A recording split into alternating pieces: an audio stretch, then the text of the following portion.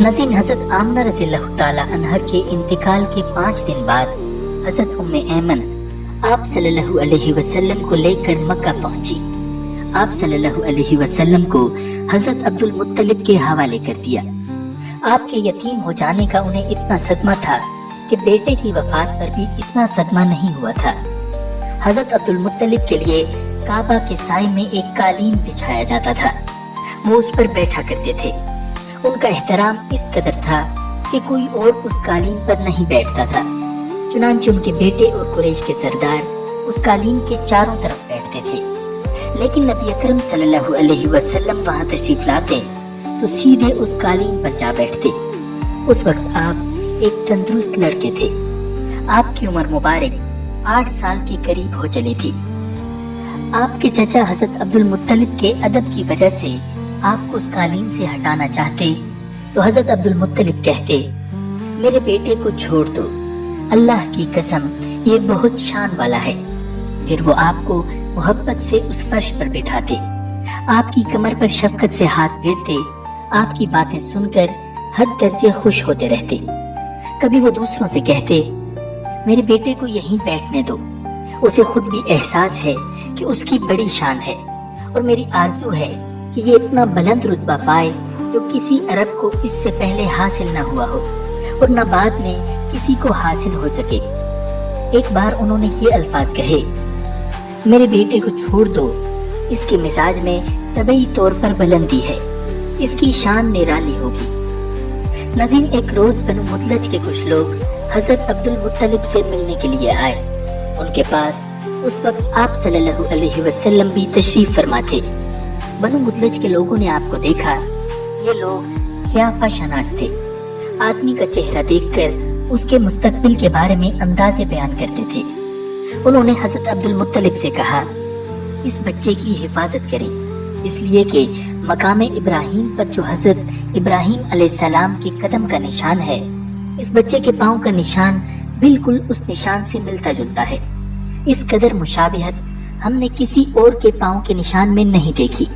हमारा ख्याल है कि ये बच्चा निराली शान का मालिक होगा, इसलिए इसकी हिफाजत करें। नज़ीर मकाम इब्राहीम खाना काबा में वो पत्थर है जिस पर हज़रत इब्राहीम अलैहिस्सलाम काबा की तामीर के वक्त खड़े हुए थे। मोज़े के तौर पर उस पत्थर पर हज़रत इब्राहीम अलैहिस्सलाम के पैरों के निशान पड़ गए थे। लोग उस पत्थर की ज़ियारत करते हैं। यही मकाम इब्राहीम है जो कि नबी अकरम सल्लल्लाहु अलैहि वसल्लम हज़रत इब्राहीम अलैहिस्सलाम की नस्ल से हैं, इसलिए उनके पाँव की मुशाबिहत आप में होना कुदरती बात थी। एक रोज हज़रत अब्दुल मुत्तलिब खाना काबा में हजरे अस्वद के पास बैठे हुए थे। ऐसे में उनके पास नजरान के ईसाई आ गए। उनमें एक पादरी भी था। उस पादरी ने हज़रत अब्दुल मुत्तलिब से कहा, हमारी किताबों में एक ऐसे नबी की अलामत हैं जो इस्माइल अलैहिस्सलाम की औलाद में होना बाकी है। ये शहर उसकी जाए पैदाइश होगा, उसकी ये निशानियां होंगी। अब ये बात हो रही थी कि कोई शख्स नबी अकरम सल्लल्लाहु अलैहि वसल्लम को लेकर वहां आ पहुंचा। पादरी की नजर जो ही आप पर पड़ी वो चौंक उठा। आपकी आंखों, कमर और पैरों को देखकर वो चिल्ला उठा, वो नबी यही हैं, ये तुम्हारे क्या लगते हैं? हज़रत अब्दुल मुत्तलिब बोले, ये मेरे बेटे हैं। इस पर वो पादरी बोला, ओ तब ये वो नहीं हो सकते, इसलिए कि हमारी किताबों में लिखा है कि इसके वालिद का इंतकाल उसकी पैदाइश से पहले हो जाएगा। ये सुनकर हज़रत अब्दुल मुत्तलिब बोले, ये दरअसल मेरा पोता है। इसके बाप का इंतकाल उस वक्त हो गया था जब ये पैदा भी नहीं हुआ था। इस पर पादरी बोला, हाँ ये हुई ना बात, आप इसकी पूरी तरह हिफाजत करें। नज़ीर हज़रत अब्दुल मुत्तलिब की आप सल्लल्लाहु अलैहि वसल्लम से मोहब्बत का ये आलम था कि खाना खाने बैठते तो कहते, मेरे बेटे को ले आओ। आप तशरीफ लाते तो हज़रत अब्दुल मुत्तलिब आपको अपने पास बिठाते, आपको अपने साथ खिलाते। बहुत ज्यादा उम्र वाले एक सहाबी हज़रत हैदा बिन मुआविया रज़ियल्लाहु ताला अन्हु फरमाते हैं कि मैं एक मर्तबा इस्लाम से पहले जाहिलियत के जमाने में हज के लिए मक्का मुअज़्ज़मा गया। वहाँ बैतुल्लाह का तवाफ कर रहा था कि मैंने एक ऐसे शख्स को देखा जो बहुत बूढ़ा और बहुत लंबे कद का था। وہ بیت اللہ کا طواف کر رہا تھا اور کہہ رہا تھا، اے میرے پروردگار، میری سواری کو محمد کی طرف پھیر دے اور اسے میرا دست و بازو بنا دے۔ میں نے اس بوڑھے کو جب یہ شعر پڑھتے سنا تو لوگوں سے پوچھا، یہ کون ہے؟ لوگوں نے بتایا، یہ عبد المطلب بن ہاشم ہیں۔ انہوں نے اپنے پوتے کو اپنے ایک اونٹ کی تلاش میں بھیجا ہے۔ وہ اونٹ گم ہو گیا ہے اور وہ پوتا ایسا ہے، جب بھی کسی گمشدہ چیز کی تلاش میں اسے بھیجا جاتا ہے تو وہ چیز لے کر ہی آتا ہے۔ پوتے سے پہلے یہ اپنے بیٹوں کو بھی اس اونٹ کی تلاش میں بھیج چکے ہیں، لیکن وہ ناکام لوٹ آئے ہیں۔ اب چونکہ پوتے کو گئے ہوئے کافی دیر ہو گئی ہے، اس لیے پریشان ہیں اور دعا مانگ رہے ہیں۔ تھوڑی ہی دیر گزری تھی کہ میں نے دیکھا آپ صلی اللہ علیہ وسلم اونٹ کو لیے تشریف لا رہے ہیں۔ حضرت عبد المطلب نے آپ کو دیکھ کر کہا، میرے بیٹے، میں تمہارے لیے اس قدر فکر مند ہو گیا تھا کہ شاید اس کا اثر کبھی میرے دل سے نہ جائے۔ ناظرین، حضرت عبد المطلب کی بیوی کا نام رقیہ بن ابو سیفی تھا۔ وہ فرماتی ہیں کہ قریش کئی سال سے سخت قحط سالی کا شکار تھے۔ بارشیں بالکل بند تھی۔ سب لوگ پریشان تھے کہ اسی زمانے میں میں نے خواب دیکھا۔ کوئی شخص خواب میں کہہ رہا تھا، اے قریش کے لوگوں، تم میں سے ایک نبی ظاہر ہونے والا ہے۔ اس کے ظہور کا وقت آ گیا ہے۔ اس کے ذریعے تمہیں زندگی ملے گی، یعنی خوب بارشیں ہوں گی، سرسبزی اور شادابی ہوگی۔ تم اپنے لوگوں میں سے ایک ایسا شخص تلاش کرو جو لمبے قد کا ہو، گورے رنگ کا ہو، اس کی پلکیں گھنی ہوں، بھویں اور ابرو ملے ہوئے ہوں۔ وہ شخص اپنی تمام اولاد کے ساتھ نکلے اور تم میں سے ہر خاندان کا ایک آدمی نکلے۔ سب پاک صاف ہوں اور خوشبو لگائیں۔ وہ حجر اسود کو بوسہ دیں، پھر سب جبل ابو قیس پر چڑھ جائیں۔ پھر وہ شخص جس کا حلیہ بتایا گیا ہے آگے بڑھے اور بارش کی دعا مانگے، اور تم سب آمین کہو تو بارش ہو جائے گی۔ صبح ہوئی تو حضرت عبد المطلب کی اہلیہ نے اپنا یہ خواب قریش سے بیان کیا۔ انہوں نے نشانیوں کو تلاش کیا تو سب کی سب نشانیاں انہیں حضرت عبد المطلب میں مل گئیں۔ چنانچہ سب ان کے پاس جمع ہوئے۔ ہر خاندان سے ایک ایک آدمی آیا۔ ان سب نے شرائط پوری کی۔ اس کے بعد سب ابو قیس پہاڑ پر چڑھ گئے۔ ان میں نبی اکرم صلی اللہ علیہ وسلم بھی موجود تھے۔ آپ اس وقت 9 عمر تھے۔ پھر حضرت عبد المطلب آگے بڑھے اور انہوں نے یوں دعا کی، اے اللہ، یہ سب تیرے غلام ہیں، تیرے غلاموں کی اولاد ہیں، تیری باندیاں ہیں اور تیری باندیوں کی اولاد ہیں۔ ہم پر جو برا وقت آ پڑا ہے تو دیکھ رہا ہے۔ ہم مسلسل قحط سالی کا شکار ہیں۔ اب اونٹ، گائے، گھوڑے، خچر اور گدھے سب کچھ ختم ہو چکے ہیں اور جانوروں پر بنائی ہے۔ اس لیے ہماری یہ خشک سالی ختم فرما دے، ہمیں زندگی اور سرسبزی اور شادابی عطا فرما دے۔ ناظرین، ابھی یہ دعا مانگ ہی رہے تھے کہ بارش شروع ہو گئی۔ وادیاں پانی سے بھر گئیں، لیکن اس بارش میں ایک بہت عجیب بات ہوئی۔ وہ عجیب بات یہ تھی کہ قریش کو یہ سیرابی ضرور حاصل ہوئی، مگر یہ بارش قبیلہ قیس اور قبیلہ مضر کی قریبی بستیوں میں بالکل نہ ہوئی۔ اب لوگ بہت حیران ہوئے کہ یہ کیا بات ہوئی۔ ایک قبیلے پر بارش اور آس پاس کے سب قبیلے بارش سے محروم۔ تمام قبیلوں کے سردار جمع ہوئے۔ اس سلسلے میں بات چیت شروع ہوئی۔ ایک سردار نے کہا، ہم زبردست قحط اور خشک سالی کا شکار ہیں، جبکہ قریش کو اللہ تعالیٰ نے بارش عطا کی ہے اور یہ عبد المطلب کی وجہ سے ہوا ہے۔ اس لیے ہم سب ان کے پاس چلتے ہیں۔ اگر وہ ہمارے لیے دعا کرتے ہیں تو شاید اللہ تعالیٰ ہمیں بھی بارش عطا فرما دے۔ یہ مشورہ سب کو پسند آیا۔ چنانچہ یہ لوگ مکہ معظمہ میں آئے اور حضرت عبد المطلب سے ملے، انہیں سلام کیا، پھر ان سے کہا، اے عبد المطلب، ہم کئی سال سے خشک سالی کے شکار ہیں۔ ہمیں آپ کی برکت کے بارے میں معلوم ہوا ہے، اس لیے مہربانی فرما کر آپ ہمارے لیے بھی دعا کریں، اس لیے کہ اللہ تعالیٰ نے آپ کی دعا سے قریش کو بارش عطا کی ہے۔ ان کی بات سن کر حضرت عبد المطلب نے کہا، اچھی بات ہے، میں کل میدان عرفات میں آپ لوگوں کے لیے بھی دعا کروں گا۔ ناظرین، دوسرے دن صبح سویرے حضرت عبد المطلب میدان عرفات کی طرف روانہ ہوئے۔ ان کے ساتھ دوسرے لوگوں کے علاوہ ان کے بیٹے اور اللہ کے رسول نبی اکرم صلی اللہ علیہ وسلم بھی موجود تھے۔ عرفات کے میدان میں حضرت عبد المطلب کے لیے ایک کرسی بچھائی گئی، وہ اس پر بیٹھ گئے۔ نبی اکرم صلی اللہ علیہ وسلم کو انہوں نے گود میں بٹھا لیا، پھر انہوں نے ہاتھ اٹھا کر یوں دعا کی، اے اللہ، چمکنے والی بجلی کے پروردگار اور کڑکنے والی گرج کے مالک، پالنے والوں کے پالنے والے اور مشکلات کو آسان کرنے والے، یہ قبیلہ کیس اور قبیلہ مضر کے لوگ ہیں، یہ بہت پریشان ہیں، ان کی کمریں جھک گئی ہیں، یہ تجھ سے اپنی لاچاری اور بے کسی کی فریاد کرتے ہیں اور جان و مال کی بربادی کی شکایت کرتے ہیں۔ بس اے اللہ، ان کے لیے خوب برسنے والے بادل بھیج دے اور آسمان سے ان کے لیے رحمت عطا فرما، تاکہ ان کی زمینیں سرسبز ہو جائیں اور ان کی تکالیف دور ہو جائیں۔ ناظرین، حضرت عبد المطلب ابھی یہ دعا کر ہی رہے تھے کہ ایک سیاہ بادل اٹھا، حضرت عبد المطلب کی طرف آیا اور اس کے بعد اس کا رخ قبیلہ کیس اور قبیلہ بنو مضر کی بستیوں کی طرف ہو گیا۔ یہ دیکھ کر حضرت عبد المطلب نے کہا، اے گروہ قریش اور مضر، جاؤ، تمہیں سیرابی حاصل ہو گئی۔ چنانچہ یہ لوگ جب اپنی بستیوں میں پہنچے تو وہاں بارش شروع ہو چکی تھی۔ ناظرین، نبی اکرم صلی اللہ علیہ وسلم کی عمر مبارک 7-8 سال کی لگ بھگ تھی کہ ایک مرتبہ آپ کی آنکھیں دکھنے کو آ گئیں۔ مکہ میں آنکھوں کا علاج کرایا گیا لیکن افاقہ نہ ہوا۔ حضرت عبد المطلب سے کسی نے کہا، عکاظ کے بازار میں ایک راہب رہتا ہے، وہ آنکھوں کی تکالیف کا علاج کرتا ہے۔ حضرت عبد المطلب آپ کو اس کے پاس لے گئے۔ اس کی عبادت گاہ کا دروازہ بند تھا۔ انہوں نے اسے آواز دی، راہب نے کوئی جواب نہ دیا کہ اچانک عبادت گاہ میں شدید زلزلہ آ گیا۔ راہب ڈر گیا کہ کہیں عبادت خانہ اس کے اوپر نہ گر پڑے، اس لیے ایک دم باہر نکل آیا۔ اب اس نے آپ کو دیکھا تو چونک اٹھا۔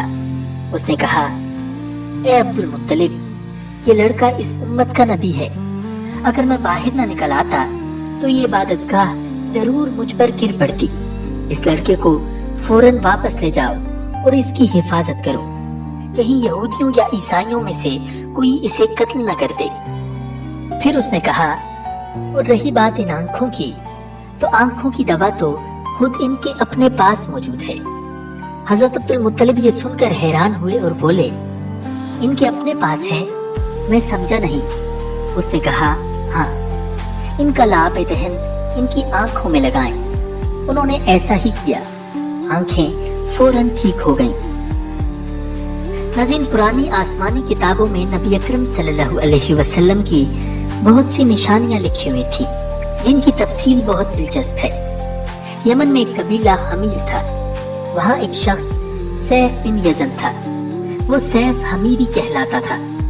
کسی زمانے میں اس کے باپ دادا اس ملک پر حکومت کرتے تھے، لیکن پھر حبشیوں نے یمن پر حملہ کیا اور اس پر قبضہ کر لیا۔ وہاں حبشیوں کی حکومت ہو گئی۔ 70 سال تک یمن حبشیوں کے قبضے میں رہا۔ جب یہ سیف بڑا ہوا تو اس کے اندر اپنے باپ دادا کا ملک آزاد کرانے کی امنگ پیدا ہوئی۔ چنانچہ اس نے ایک فوج تیار کی، اس فوج کے ذریعے حبشیوں پر حملہ کر دیا اور انہیں یمن سے بھگا دیا۔ اس طرح وہ باپ دادا کے ملک کو آزاد کرانے میں کامیاب ہو گیا اور وہاں کا بادشاہ بن گیا۔ ناظرین، یہ یمن عرب کا علاقہ تھا۔ جب اس پر حبشیوں نے قبضہ کیا تھا تو عربوں کو بہت افسوس ہوا تھا۔ 70 سال بعد جب یمن کے لوگوں نے حبشیوں کو نکال باہر کیا تو عربوں کو بہت خوشی ہوئی۔ ان کی خوشی کی ایک وجہ تو یہ تھی کہ انہی حبشیوں نے ابرہہ کے ساتھ مل کر مکہ پر چڑھائی کی تھی۔ چاروں طرف سے عربوں کے وفد سیف کو مبارکباد دینے کے لیے آنے لگے۔ قریش کا بھی ایک وفد مبارک دینے کے لیے گیا۔ اس وفد کے سردار حضرت عبد المطلب تھے۔ یہ وفد جب یمن پہنچا تو سیف اپنے محل میں موجود تھا۔ اس کے سر پر تاج تھا، سامنے تلوار رکھی تھی اور حمیری سردار اس کے دائیں بائیں بیٹھے تھے۔ سیف کو قریش کے وفد کی آمد کے بارے میں بتایا گیا۔ اسے یہ بھی بتایا گیا کہ یہ لوگ کس رتبے کے ہیں۔ اس نے ان لوگوں کو آنے کی اجازت دے دی۔ یہ وفد دربار میں پہنچا۔ حضرت عبد المطلب آگے بڑھ کر اس کے سامنے جا کھڑے ہوئے۔ انہوں نے بات کرنے کی اجازت چاہی تو سیف نے کہا اگر تم بادشاہوں کے سامنے بولنے کے آداب سے واقف ہو تو ہماری طرف سے اجازت ہے۔ تب حضرت عبد المطلب نے ارشاد فرمایا اے بادشاہ، ہم کعبہ کے خادم ہیں، اللہ کے گھر کے محافظ ہیں، ہم آپ کو مبارکباد دینے آئے ہیں۔ یمن پر حبشی حکومت ہمارے لیے بھی بوجھ بنی ہوئی تھی، آپ کو مبارک ہو۔ آپ کے اس کارنامے سے آپ کے بزرگوں کو بھی عزت ملے گی اور آنے والی نسلوں کو بھی وقار حاصل ہوگا۔ سیف ان کے الفاظ سن کر بہت خوش ہوا، وہ بے اختیار بول اٹھا اے شخص، تم کون ہو؟ کیا نام ہے تمہارا؟ انہوں نے کہا میرا نام عبد المطلب بن ہاشم ہے۔ سیف نے ہاشم کا نام سن کر کہا تب تو تم ہماری بہن کے لڑکے ہو۔ ناظرین، حضرت عبد المطلب کی والدہ مدینے کے قبیلے خزرج کی تھی اور خزرج کا قبیلہ دراصل یمن کا تھا، اسی لیے سیف نے ہاشم کا نام سن کر کہا تب تو تم ہماری بہن کے لڑکے ہو۔ پھر اس نے کہا ہم آپ سب کو خوش آمدید کہتے ہیں، آپ کے جذبات کی قدر کرتے ہیں۔ اس کے بعد قریش کے وفد کو سرکاری مہمان خانے میں ٹھہرا دیا گیا، ان کی خوب خاطر مدارت کی گئی، یہاں تک کہ 1 ماہ گزر گیا۔ 1 ماہ کی مہمان نوازی کے بعد سیف نے انہیں بلایا۔ حضرت عبد المطلب کو اپنے پاس بلا کر اس نے کہا اے عبد المطلب، میں اپنے علم کے پوشیدہ رازوں میں سے ایک راز تمہیں بتا رہا ہوں، تمہارے علاوہ کوئی اور ہوتا تو میں ہرگز نہ بتاتا۔ تم اس راز کو اس وقت تک راز ہی رکھنا جب تک کہ خود اللہ تعالیٰ اس راز کو ظاہر نہ فرما دے۔ ہمارے پاس ایک پوشیدہ کتاب ہے، وہ پوشیدہ رازوں کا ایک خزانہ ہے، ہم دوسروں سے اس کو چھپا کر رکھتے ہیں۔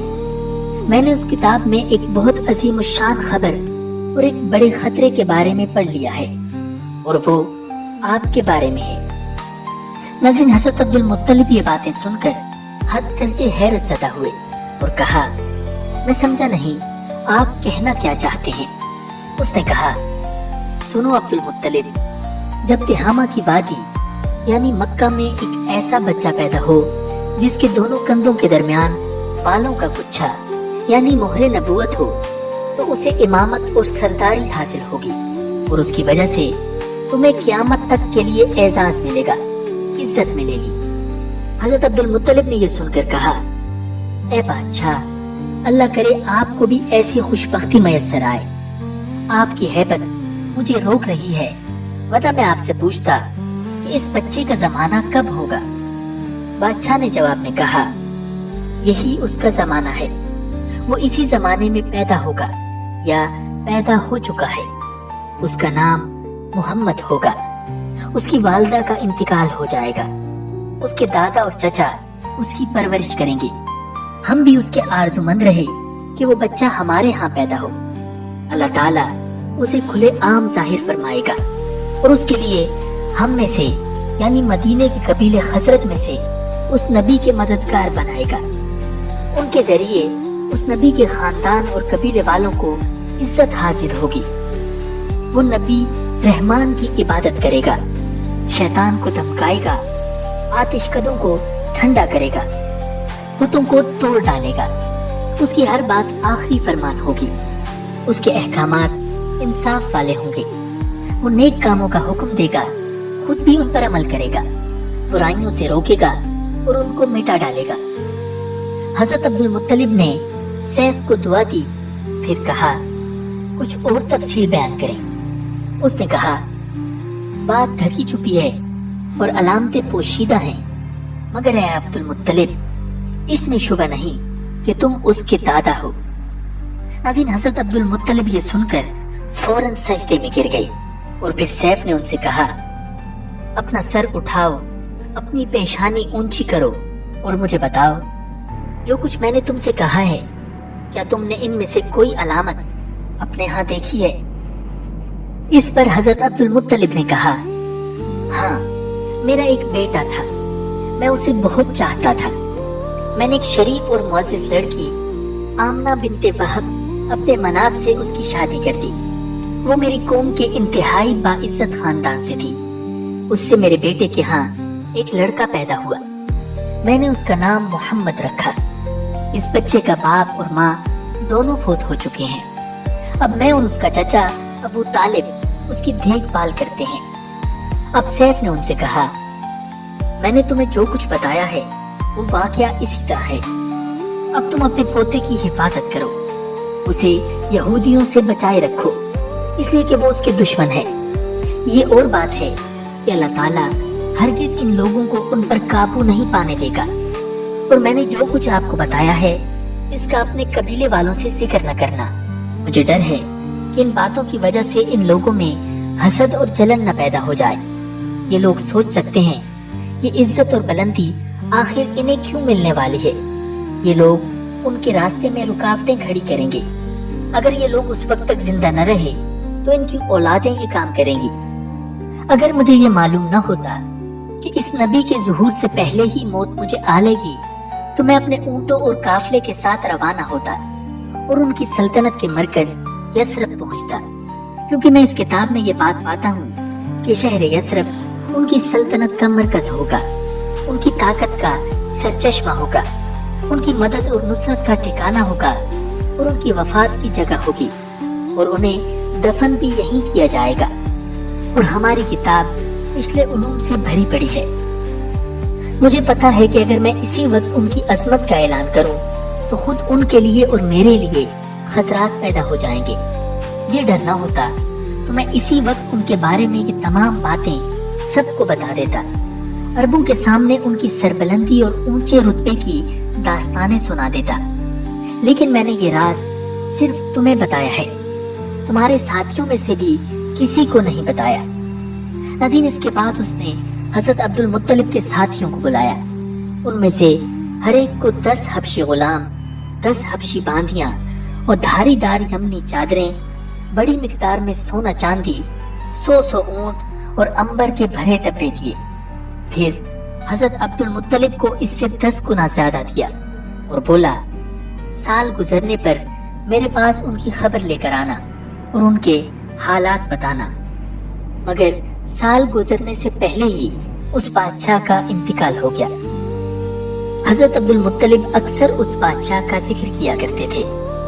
ناظرین، آپ صلی اللہ علیہ وسلم کی عمر 8 سال کی ہوئی تو حضرت عبد المطلب کا انتقال ہو گیا۔ اس طرح ایک عظیم سرپرست کا ساتھ چھوٹ گیا۔ اس وقت حضرت عبد المطلب کی عمر 95 سال تھی۔ تاریخ کی بعض کتابوں میں ان کی عمر اس سے بھی زیادہ لکھی ہے۔ جس وقت حضرت عبد المطلب کا انتقال ہوا، آپ ان کی چارپائی کے پاس موجود تھے۔ آپ رونے لگے۔ حضرت عبد المطلب کو اجمن کے مقام پر ان کے دادا قصی کے پاس دفن کیا گیا، اور مرنے سے پہلے انہوں نے نبی اکرم صلی اللہ علیہ وسلم کو اپنے بیٹے ابو طالب کے حوالے کر دیا۔ ناظرین، اب حضرت ابو طالب آپ صلی اللہ علیہ وسلم کے نگران ہوئے۔ انہیں بھی آپ سے بے تحاشا محبت تھی۔ ان کے بھائی حضرت عباس اور حضرت زبیر بھی آپ کا بہت خیال رکھتے تھے۔ پھر حضرت زبیر بھی انتقال کر گئے تو آپ صلی اللہ علیہ وسلم کی نگرانی آپ کے چچا حضرت ابو طالب ہی کرتے رہے۔ جب انہوں نے آپ صلی اللہ علیہ وسلم کی برکات دیکھی، معجزے دیکھے، تو ان کی محبت میں اور اضافہ ہو گیا۔ یہ مالی اعتبار سے کافی کمزور تھے۔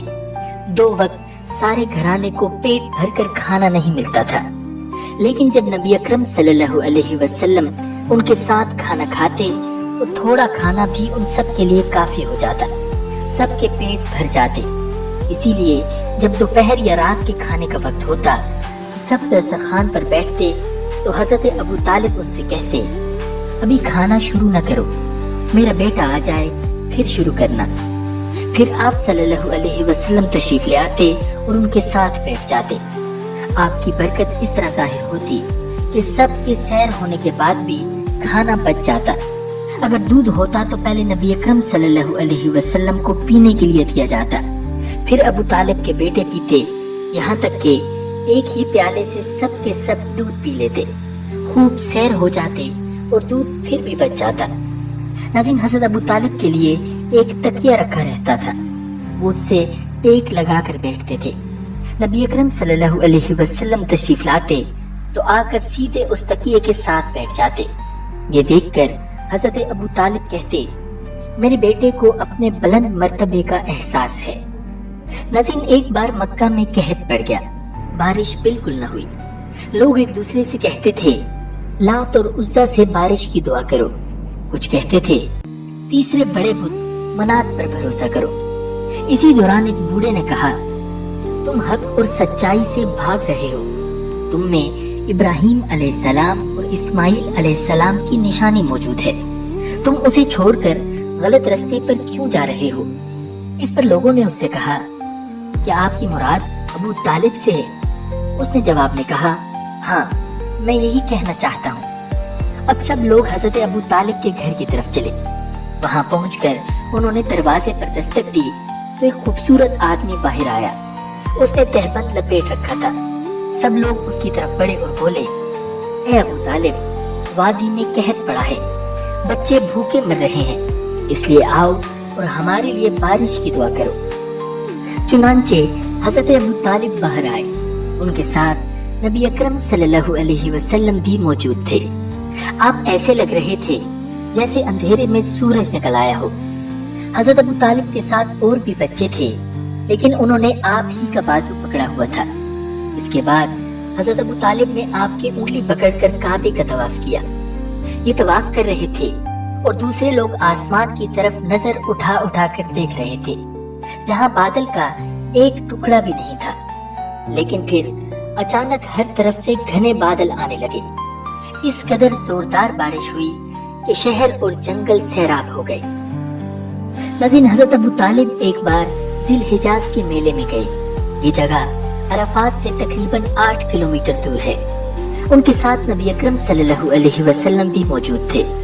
ایسے میں حضرت ابو طالب کو پیاس محسوس ہوئی۔ انہوں نے آپ صلی اللہ علیہ وسلم سے کہا، بھتیجے، مجھے پیاس لگی ہے۔ یہ بات انہوں نے اس لیے نہیں کہی تھی کہ آپ کے پاس پانی تھا، بلکہ اپنی بے چینی ظاہر کرنے کے لیے کہی تھی۔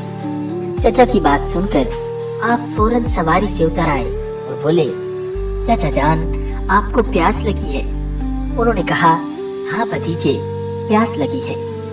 یہ سنتے ہی آپ صلی اللہ علیہ وسلم نے ایک پتھر پر اپنا پاؤں مارا۔ جو ہی آپ نے پتھر پر پاؤں مارا، اس کے نیچے سے صاف اور عمدہ پانی پھوٹ نکلا۔ انہوں نے ایسا پانی پہلے کبھی نہیں پیا تھا، خوب سیر ہو کر پیا۔ پھر انہوں نے پوچھا، بھتیجے، کیا آپ سیر ہو چکے؟ نبی اکرم صلی اللہ علیہ وسلم نے ارشاد فرمایا، ہاں۔ آپ نے اسی جگہ اپنی ایڑی پھر ماری اور وہ جگہ دوبارہ ایسی خشک ہو گئی جیسے پہلے تھی۔ ناظرین، حضرت ابو طالب نے تجارت کی غرض سے شام جانے کا ارادہ کیا۔ نبی اکرم صلی اللہ علیہ وسلم نے بھی ساتھ جانے کا شوق ظاہر فرمایا۔ بعض روایات میں آتا ہے کہ آپ صلی اللہ علیہ وسلم نے جانے کے لیے خاص طور پر فرمائش کی۔ حضرت ابو طالب نے آپ کا شوق دیکھ کر کہا، اللہ کی قسم، میں اسے ساتھ ضرور لے جاؤں گا۔ نہ یہ کبھی مجھ سے جدا ہو سکتا ہے، نہ میں اسے کبھی اپنے سے جدا کر سکتا ہوں۔ ناظرین، ایک روایت میں یوں آیا ہے، آپ نے حضرت ابو طالب کی اونٹنی کی لگام پکڑ لی اور فرمایا، چچا جان، آپ مجھے کس کے پاس چھوڑے جا رہے ہیں؟ میری نہ ماں ہے نہ باپ۔ اس وقت آپ کی عمر مبارک 9 سال تھی۔ آخر حضرت ابو طالب آپ کو ساتھ لے کر روانہ ہوئے، آپ کو اپنی اونٹنی پر بٹھایا۔ رستے میں عیسائیوں کی ایک عبادت گاہ کے پاس ٹھہرے۔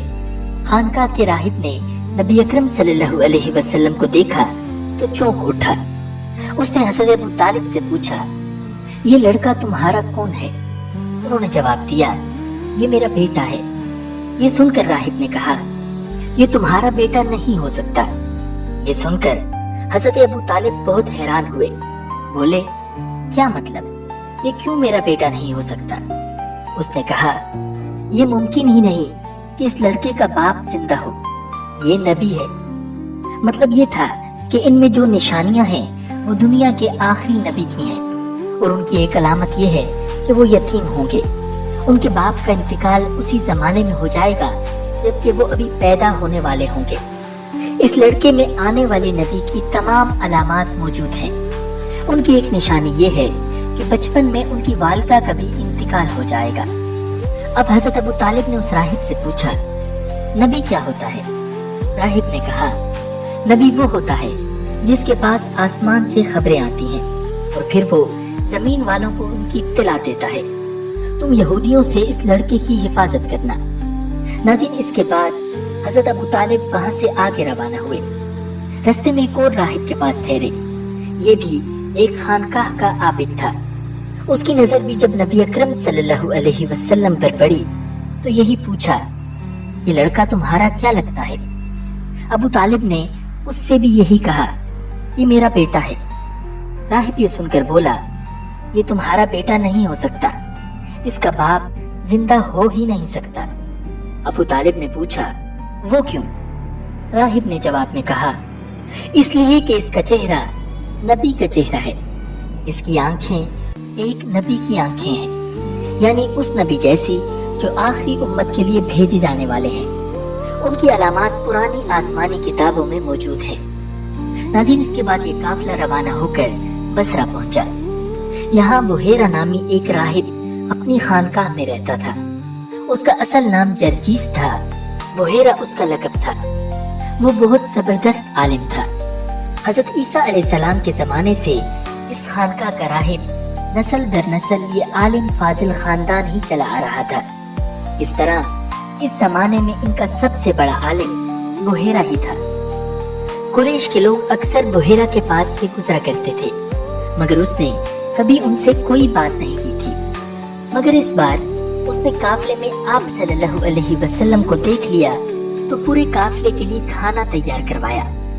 बुहेरा ने ये मंजर भी देखा कि नबी अकरम सल्लल्लाहु अलैहि वसल्लम पर एक पतली साया किए हुए थी।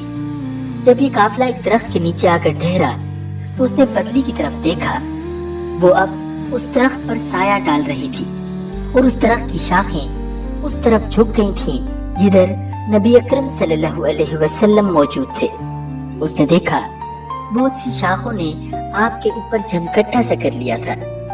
असल में हुआ ये था कि जब नबी अकरम सल्लल्लाहु अलैहि वसल्लम उस दरख्त के पास पहुंचे तो काफिले के लोग पहले ही सायादार जगह पर कब्जा कर चुके थे। अब आपके लिए कोई सायादार जगह नहीं बची थी। चुनांचे आप जब धूप में बैठे तो शाखों ने अपना रुख तब्दील कर लिया और आप सल्लल्लाहु अलैहि वसल्लम के ऊपर जमा हो गई। इस तरह आप मुकम्मल तौर पर साए में हो गए। बुहेरा ने ये मंजर साफ देखा था।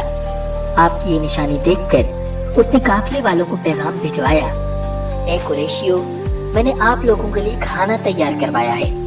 मेरी ख्वाहिश है कि आप तमाम लोग खाना खाने आए, यानी बच्चे, बूढ़े और गुलाम सब आए। बुहेरा का ये पैगाम सुनकर काफिले में से एक ने कहा, ए बुहेरा, आज तो आप नया काम कर रहे हैं। हम तो अक्सर इस रास्ते से गुजरते हैं, आपने कभी दावत का इंतजाम नहीं किया, फिर आज क्या बात है? बुहेरा ने उन्हें सिर्फ इतना जवाब दिया, तुमने ठीक कहा, लेकिन बस आप लोग मेहमान हैं और मेहमान का इकराम करना बहुत अच्छी बात है। इस तरह तमाम लोग बुहेरा के पास पहुंच गए, लेकिन अल्लाह के रसूल नबी अकरम सल्लल्लाहु अलैहि वसल्लम उनके साथ नहीं थे। उन्हें पड़ाव ही में छोड़ दिया गया था। नाज़रीन, आप सल्लल्लाहु अलैहि वसल्लम को काफिले के साथ इसलिए नहीं ले जाया गया था कि आप कम उम्र थे। आप वहीं दरख्त के नीचे बैठ गए। उधर बुहेरा ने लोगों को देखा और उनमें से किसी में उसे वो सिफ़त नजर न आई जो आखिरी नबी के बारे में उसे मालूम थी। न उनमें से किसी पर वो बदली नजर आई, बल्कि उसने अजीब बात देखी कि वो बदली वहीं पड़ाव की जगह पर ही रह गई थी। इसका साफ मतलब ये था कि बदली वही है जहां अल्लाह के रसूल हैं। तब उसने कहा, ए कुरैश के लोगों, मेरी दावत से आप में से कोई भी पीछे नहीं रहना चाहिए। इस पर कुरैश ने कहा, ए बुहेरा, जिन लोगों को आपकी इस दावत में लाना जरूरी था उनमें से तो कोई नहीं रहा। हाँ, एक लड़का रह गया है जो सबसे कम उम्र है। बुहेरा बोला, तब फिर मेहरबानी फरमाकर उसे भी बुला लें। ये किस कदर बुरी बात है कि आप सब आए और आप में से एक रह जाए, और मैंने उसे आप लोगों के साथ देखा था। तब एक शख्स गया और आप सल्लल्लाहु अलैहि वसल्लम को साथ लेकर बुहेरा की तरफ रवाना हुआ। नाज़रीन, उस वक्त वो बदली आपके साथ साथ चली और तमाम रास्ते उसने आप पर साया किए रखा। बुहेरा ने ये मंजर साफ देखा। वो अब आपको और ज्यादा गौर से देख रहा था और आपके जिस्म मुबारक में वो अलामात तलाश कर रहा था जो उनकी कुतुब में दर्ज थी। जब लोग खाना खा चुके और इधर उधर हो गए, तब बुहेरा आपके पास आया और बोला, मैं लात और उज़्ज़ा के नाम पर आपसे चंद बातें पूछना चाहता हूँ। जो मैं पूछूं आप मुझे बताएं। उसकी बात सुनकर आपने फरमाया, लात और उज़्ज़ा के नाम पर मुझसे कुछ न पूछो। अल्लाह की कसम, मुझे सबसे ज्यादा नफरत उन्हीं से है। अब बुहेरा बोला, अच्छा तो फिर अल्लाह के नाम पर बताएं जो मैं पूछना चाहता हूँ। तो आप सल्लल्लाहु अलैहि वसल्लम ने इरशाद फरमाया, पूछो क्या पूछना है। उसने बहुत से सवालात किए, आपकी आदत के बारे में पूछा। इसके बाद उसने आप सल्लल्लाहु अलैहि वसल्लम की कमर पर से कपड़ा हटाकर मोहरे नबूवत को देखा। वो बिल्कुल वैसी ही थी जैसा कि उसने अपनी किताबों में पढ़ा था। उसने फौरन मोहरे नबूवत की जगह को पोंछा दिया। कुरैश के लोग ये सब देख रहे थे और हैरान हो रहे थे। आखिर लोग कहे बगैर न रह सके, ये राहिब तो मोहम्मद में बहुत दिलचस्पी ले रहा है, शायद इसके नजदीक इनका मर्तबा बहुत बुलंद है। उधर नबी अकरम सल्लल्लाहु अलैहि वसल्लम से बातचीत करने के बाद बुहेरा अबू तालिब की तरफ आया और बोला, ये लड़का तुम्हारा क्या लगता है। अबू तालिब ने कहा, ये मेरा बेटा है। इस पर बुहेरा ने कहा, नहीं, ये तुम्हारा बेटा नहीं हो सकता। ये नहीं हो सकता कि इसका बाप जिंदा हो। अबू तालिब को ये सुनकर हैरत हुई। फिर उन्होंने कहा, दरअसल ये मेरे भाई का बेटा है। उसने कहा, इनका बाप कहाँ है। उन्होंने कहा, वो फौत हो चुका है। उनका इंतकाल उस वक्त हो गया था जब ये अभी पैदा नहीं हुए थे। ये सुनकर बुहेरा बोल उठा, हाँ ये बात सही है। और इनकी वालिदा का क्या हुआ। उनका अभी थोड़े अरसा ही पहले इंतकाल हुआ है।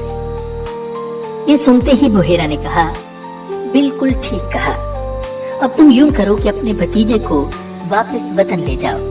यहूदियों से इनकी पूरी तरह हिफाजत करो। अगर उन्होंने इन्हें देख लिया और इनमें वो निशानियां देख ली जो मैंने देखी हैं, तो वो इन्हें कत्ल करने की कोशिश करेंगे। तुम्हारा ये भतीजा नबी है, इसकी बहुत शान है। इनकी शान के बारे में हम अपनी किताबों में भी लिखा हुआ पाते हैं और हमने अपने बाप दादाओं से भी बहुत कुछ सुन रखा है। मैंने ये नसीहत करके अपना फर्ज पूरा कर दिया है और इन्हें वापस ले जाना तुम्हारी जिम्मेदारी है। नाज़रीन, अबू तालिब बुहेरा की बातें सुनकर खौफज़दा हो गए। नबी अकरम सल्लल्लाहु अलैहि वसल्लम को लेकर मक्का वापस आ गए। इस वाक़े के वक्त आप सल्लल्लाहु अलैहि वसल्लम की उम्र मुबारक तकरीबन 9 साल थी। नाज़रीन, कुरैश के एक बुत का नाम बुआना था। कुरैश हर साल उसके पास हाजिरी दिया करते थे, उसकी बेहद इज्जत किया करते थे। उसके पास कुर्बानी का जानवर ज़बह करते, सर मुंडाते, सारा दिन उसके पास एतकाफ करते। अबू तालिब भी अपनी कौम के साथ उस बुत के पास हाजिरी देते। उस मौका को कुरैश ईद की तरह मनाते थे। अबू तालिब ने नबी अकरम सल्लल्लाहु अलैहि वसल्लम से कहा, भतीजे आप भी हमारे साथ ईद में शरीक हों। नबी अकरम सल्लल्लाहु अलैहि वसल्लम ने इनकार फरमा दिया। अबू तालिब हर साल आपको शरीक होने के लिए कहते रहे, लेकिन आप हर बार इनकार ही करते रहे। आखिर एक बार अबू तालिब को गुस्सा आ गया। आपकी फूफियों को भी आप पर बेतहाशा गुस्सा आया। वो आपसे बोली, तुम हमारे माबूदों से इस तरह बचते हो और परहेज करते हो, हमें डर है कि तुम्हें कोई नुकसान न पहुंचे। उन्होंने ये भी कहा, मोहम्मद आखिर तुम ईद में क्यों शरीक नहीं होते। उनकी बातों से तंग आकर आप उनके पास से उठकर कहीं दूर चले गए। इस बारे में आप सल्लल्लाहु अलैहि वसल्लम फरमाते हैं, मैं जब भी बुआना या किसी और बुत के नजदीक हुआ, मेरे सामने एक सफेद रंग का बहुत कदावर आदमी जाहिर हुआ। उसने हर बार मुझसे यही कहा, मोहम्मद पीछे हटो, इसको छूना नहीं। नाज़रीन, नबी अकरम सल्लल्लाहु अलैहि वसल्लम ने कभी भी किसी बुत को नहीं छुआ, यहाँ तक कि अल्लाह ताला ने आपको नबूवत अता फरमा दी और आप पर वही नाजिल होने लगी। इसी तरह अल्लाह ताला हराम चीजों से भी आपकी हिफाजत फरमाते रहे। मुशरिक बुतों के नाम पर जानवर कुर्बान करते थे, फिर ये गोश्त तकसीम कर दिया जाता था या पकाकर खिला दिया जाता था। लेकिन आप सल्लल्लाहु अलैहि वसल्लम ने कभी भी ऐसा गोश्त न खाया। खुद आप सल्लल्लाहु अलैहि वसल्लम ने एक बार इरशाद फरमाया, मैंने कभी कोई ऐसी चीज नहीं चखी जो बुतों के नाम पर ज़बह की गई हो, यहाँ तक कि अल्लाह ताला ने मुझे नबूवत अता फरमा दी। इसी तरह आप सल्लल्लाहु अलैहि वसल्लम से पूछा गया कि आपने बचपन में कभी बुत परस्ती की? आप सल्लल्लाहु अलैहि वसल्लम ने इरशाद फरमाया, नहीं। आपसे फिर पूछा गया, आपने कभी शराब पी? जवाब में इरशाद फरमाया, नहीं। हालांकि उस वक्त मुझे मालूम नहीं था कि किताबुल्लाह क्या है और ईमान क्या है। नाज़रीन, बचपन में आप सल्लल्लाहु अलैहि वसल्लम ने बकरियां भी चराई। आप मक्का के लोगों की बकरियां चराया करते थे। मुआवजे के तौर पर आपको एक सिक्का दिया जाता था। आप फरमाते हैं, अल्लाह ताला ने जितने नबी भेजे उन सब ने बकरियां चराने का काम किया। मैं मक्का वालों की बकरियां करारीत के बदले चराया करता था। मक्का वालों की बकरियों के साथ आप अपने घर वालों और रिश्तेदारों की बकरियां भी चराया करते थे। नाज़रीन, अरबों में एक शख्स बदर बिन माशर गिफारी था। ये उकास के मेले में बैठा करता था। लोगों के सामने अपनी बहादुरी के किस्से सुनाया करता था, अपनी बड़ाइयां बयान किया करता था। एक दिन उसने पैर फैलाकर और गर्दन अकड़ा कर कहा, मैं अरबों में सबसे ज्यादा इज्जतदार हूँ, और अगर कोई ख्याल करता है कि वो ज्यादा इज्जत वाला है तो तलवार के जोर पर यह बात साबित करके दिखाए। उसके ये बड़े बोल सुनकर एक शख्स को गुस्सा आ गया। वो अचानक उस पर झपटा और उसके घुटने पर तलवार दे मारी। उसका घुटना कट गया। ये भी कहा जाता है कि घुटना सिर्फ जख्मी हुआ था। इस पर दोनों के कबीले आपस में लड़ पड़े। उनमें एक जंग शुरू हो गई। इस लड़ाई को फुज्जार की पहली लड़ाई कहा जाता है। नाज़रीन, उस वक्त आप सल्लल्लाहु अलैहि वसल्लम की उम्र मुबारक 10 साल थी। नाज़रीन, फुज्जार की एक और लड़ाई बनु आमिर की एक औरत की वजह से हुई। उसमें बनु आमिर बनु किनाना से लड़े, क्योंकि किनाना के एक नौजवान ने उस कबीले की किसी औरत को छेड़ा था। फुज्जार की तीसरी लड़ाई भी बनु आमिर और बनु किनाना के दरमियान हुई। ये लड़ाई कर्ज की अदायगी के सिलसिले में हुई। फुज्जार की इन तीनों लड़ाइयों में नबी अकरम सल्लल्लाहु अलैहि वसल्लम ने कोई हिस्सा नहीं लिया। अलबत्ता फुज्जार की चौथी लड़ाई में आप सल्लल्लाहु अलैहि वसल्लम ने शिरकत फरमाई थी, मगर आपने जंग के सब दिनों में लड़ाई में हिस्सा नहीं लिया। अलबत्ता जिस दिन आप मैदान जंग में पहुंच जाते तो बनु किनाना को फतह होने लगती, और जब आप वहां न पहुंचते तो उन्हें शिकस्त होने लगती। आपने उस जंग में सिर्फ इतना हिस्सा लिया कि आप अपने चचाओं को तीर पकड़ाते रहे। नाज़रीन, वीडियो मुकम्मल देखने का शुक्रिया। उम्मीद है कि आपको ये वीडियो पसंद आई होगी। वीडियो पर लाइक और कमेंट कीजिए। चैनल को जरूर सब्सक्राइब कीजिएगा। नबी अकरम सल्लल्लाहु अलैहि वसल्लम की हिजरत मदीना से मुताल्लिक मुश्किलात, मुअज्जज़ात और हालात व वाक़ियात जानने के लिए दिए गए लिंक पर क्लिक कीजिए। मिलते हैं बहुत जल्द एक नई वीडियो के साथ। अल्लाह निगहबान।